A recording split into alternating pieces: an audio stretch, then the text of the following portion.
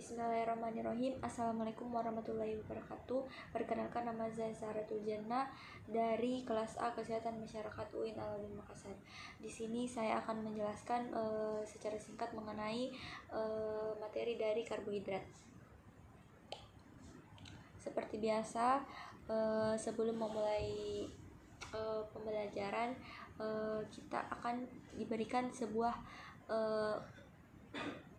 kata-kata motivasi ataupun kata-kata mutiara. Dapat kita lihat pada slide di atas.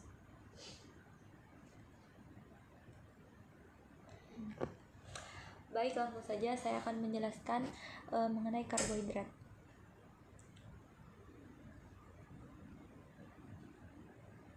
Yang akan saya jelaskan adalah fungsi dari karbohidrat, klasifikasi, kecukupan, akibat kekurangan dan kelebihan jenis pangan sumber karbohidrat. Senyawa karbohidrat adalah polihidroksid aldehida atau polihidroksi keton yang mengandung unsur-unsur karbon, hidrogen, oksigen dengan rumus empiris total CH2ON. Fungsi karbohidrat yang pertama yaitu sumber energi metabolisme dan menyimpan energi. Yang kedua, komponen struktur pada dinding sel tanaman dan pada arthropoda. Yang ketiga, bagian dari RNA dan DNA pada ribosa dan deoksiribosa. Yang keempat, fitur integral dari banyak protein dan lipid. Fungsi karbohidrat dari referensi lain yaitu sebagai cadangan sebagai cadangan glikogen, kerja protein cadangan, efek anti ketogenik, kerja hati, dan yang terakhir sistem saraf pusat. Klasifikasi karbohidrat dibedakan menjadi 3, yaitu gula 1 sampai 2 itu bagiannya monosakarida, disakarida, dan polior. Yang kedua adalah oligosakarida, bagiannya itu adalah maltodolisakarida dan olisakarida non alfa glucose.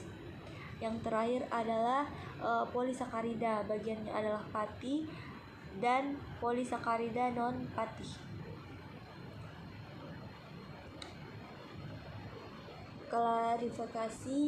Klasifikasi maksud saya karbohidrat berdasarkan dari sumber lain dibedakan menjadi 2, yaitu glikemik dan non glikemik. Di bagian glikemik itu terdapat monosakarida, disakarida, dan polisakarida. Sedangkan di non glikemik terdapat olisakarida dan non starch polisakarida.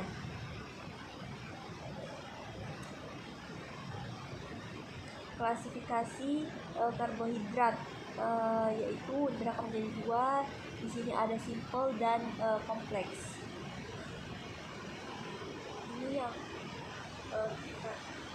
simple itu terdiri dari 2, yaitu monosakarida, bagian-bagiannya adalah glukosa, fruktosa, dan galaktosa. Yang kedua adalah disakarida, bagiannya ada maltosa, laktosa, dan sukrosa. Karbohidrat kategori kompleks dibedakan menjadi satu saja, yaitu polisakarida, bagiannya adalah starch, fibers, dan glikogen. Kecukupan karbohidrat dapat dilihat berdasarkan tabel di atas. Itu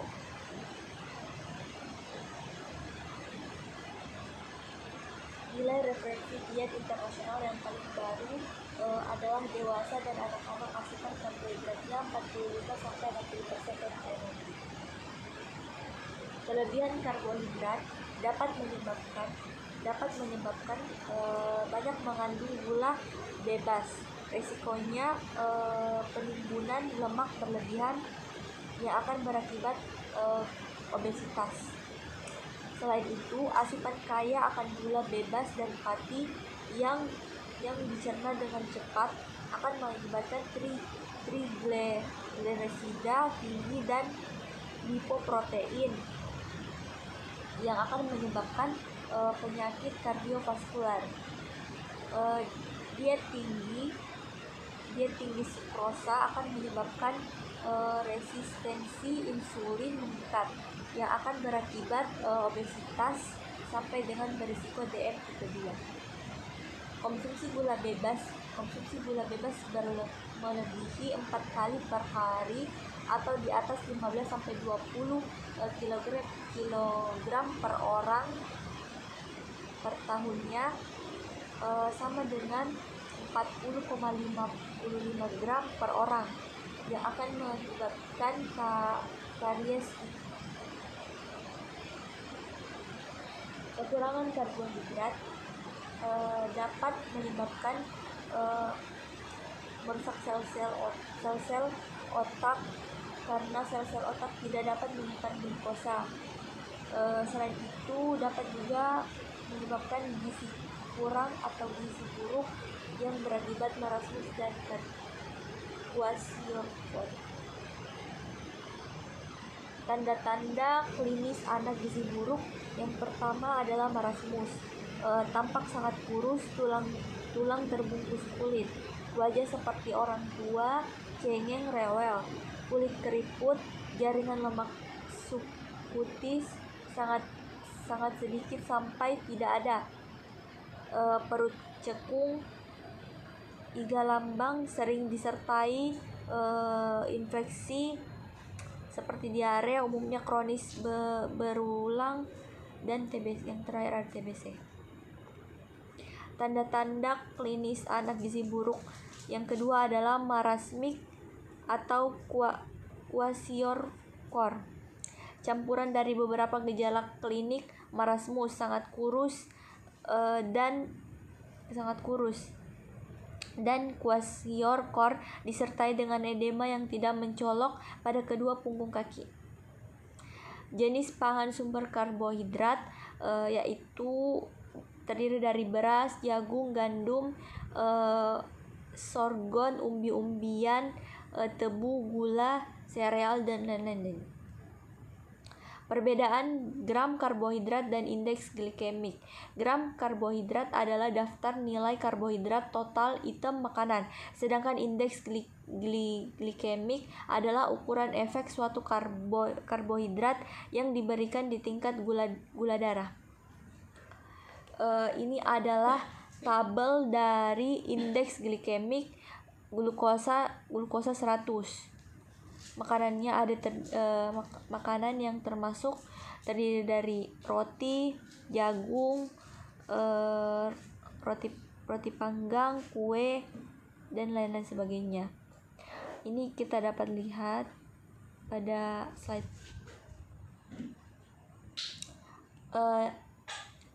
Terdapat pada saya juga di sini terdapat jurnal yang berkaitan dengan karbohidrat. Jurnal ini termasuk dalam kategori internasional.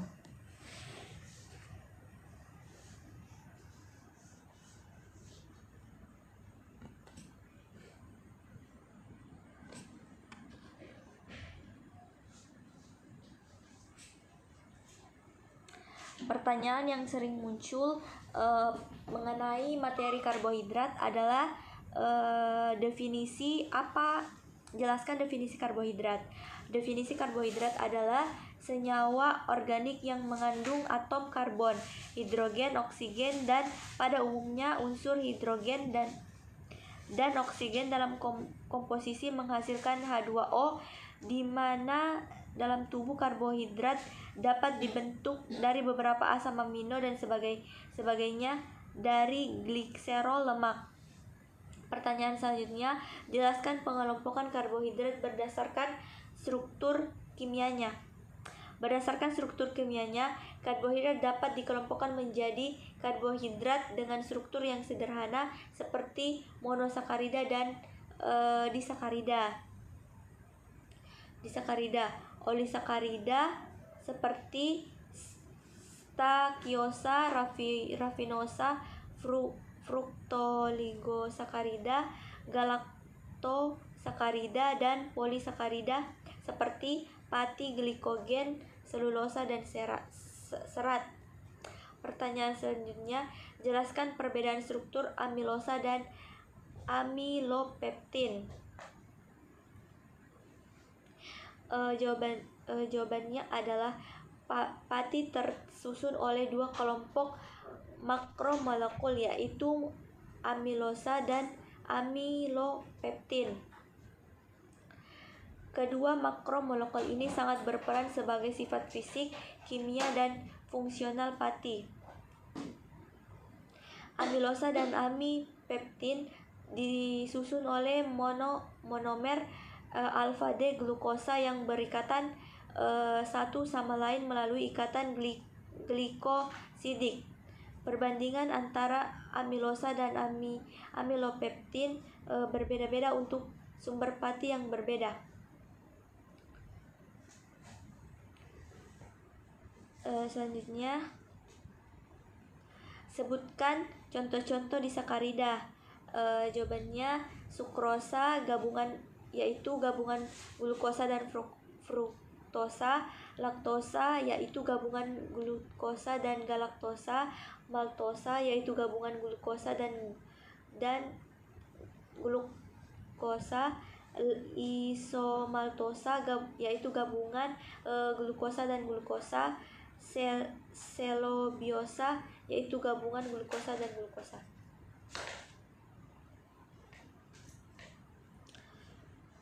Mungkin itu saja dari saya, lebih dan kurangnya mohon dimaafkan. Wassalamualaikum warahmatullahi wabarakatuh.